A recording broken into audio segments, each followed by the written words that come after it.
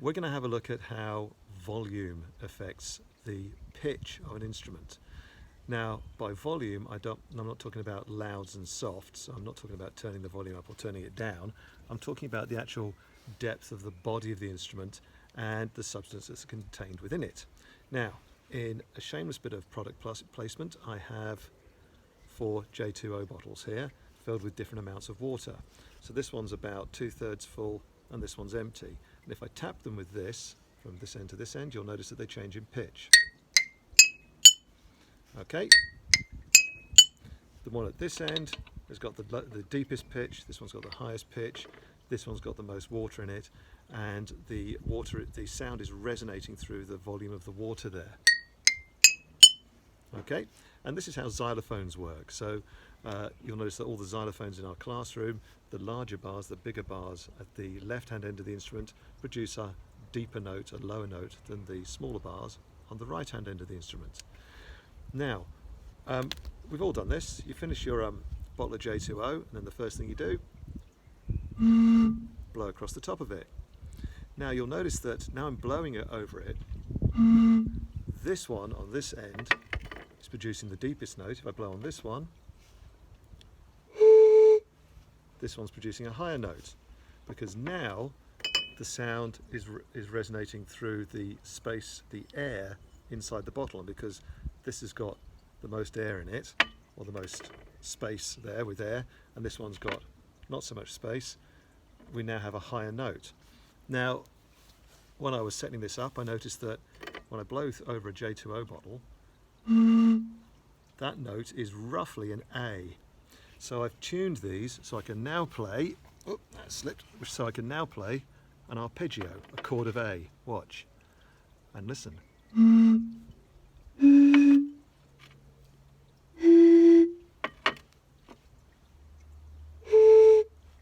There we go, through 1 octave.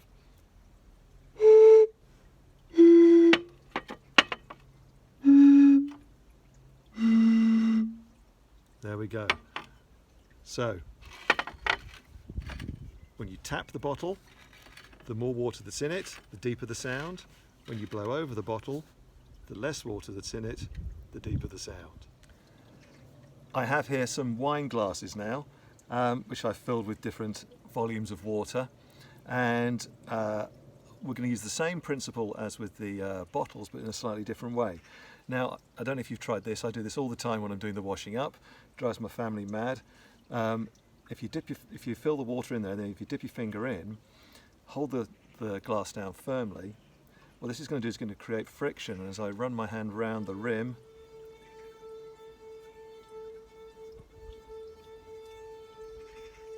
you get a really nice note.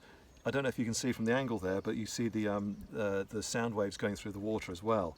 Now this works in exactly the same way as a violin bow works. Basically, we're creating friction to make the sound, the glass vibrate, just like a violin string would. Now, this one here has got less water in it, so this is going to make a slightly higher note.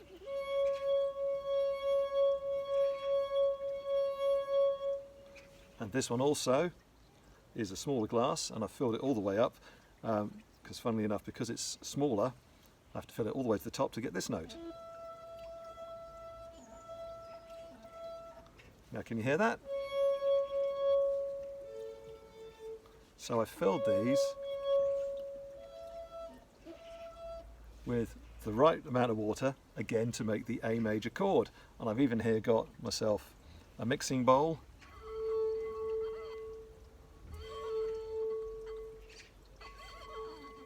Whoops. There is an instrument called a glass harp, which uses this exact same principle, only you need an awful lot more glasses than I've got. So have a look at this. This is Bach's Toccata and Fugue performed using glasses on a glass harp.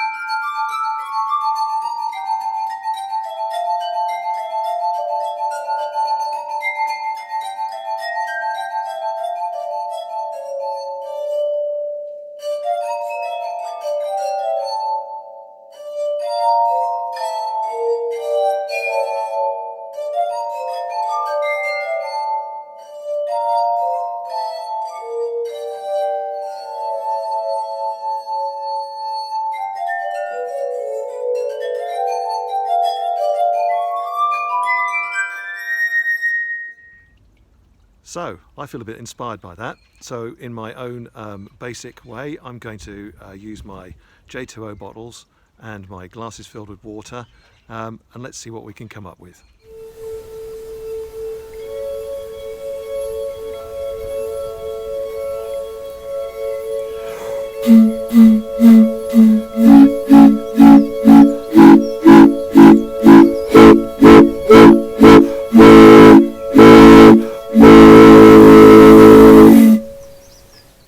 Here's the cardboard tube that I had last week. Didn't get used. Remember, it's the inside of a cling film roll. And I was demonstrating last week how by buzzing your lips, you can get a decent note out of it. Here we go again. And it works just like a brass instrument or a didgeridoo. Okay. Now, also what I can do is this. I'm just using the same principle as the J2O bottles. I'm going to just cover up one end and blow across the top of it here. I'm getting a very breathy note. Now, when you blow across the top of a hole like this, you're basically creating a flute or a panpipe. So it might be an idea to get a few of these if you can and cut them to different lengths, tape them all together and make a set of panpipes. That would be a good idea. I'm going to be a bit more ambitious, I think, and I'm going to try and make a flute. I mean, how hard can it be? So I'm going to drill a hole at one end to blow over, and I'm going to drill some finger holes down here to cover up. And basically, when you're covering up the different holes, you're changing the volume of the instrument. So let's see if this works. I'm just off to the garage as usual, and I'll be back with my flute. Okay, so my flute is ready. Here it is. Now if you look, I've got a cork in one end right there, okay, because you can't have a hole in both ends of a flute. I've drilled a nice little mouth hole here, and I've been practicing. I managed to get a couple of really good notes out of it. The problem is getting the embouchure right. Embouchure, that means the shape of your mouth, your embouchure. And this is what we call a transverse flute. It goes sideways as opposed to straight flutes. Go like that. So a transverse flute going sideways. So here we go. Tell me what you think.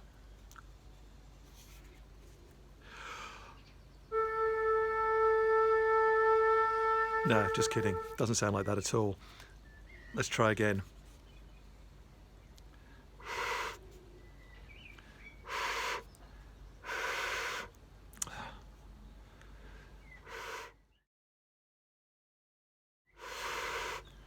It's getting the shape of the embouchure.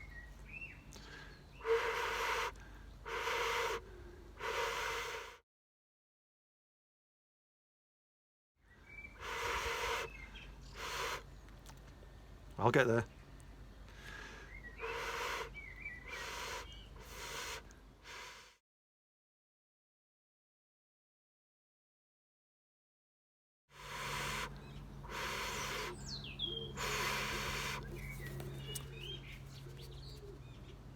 I failed.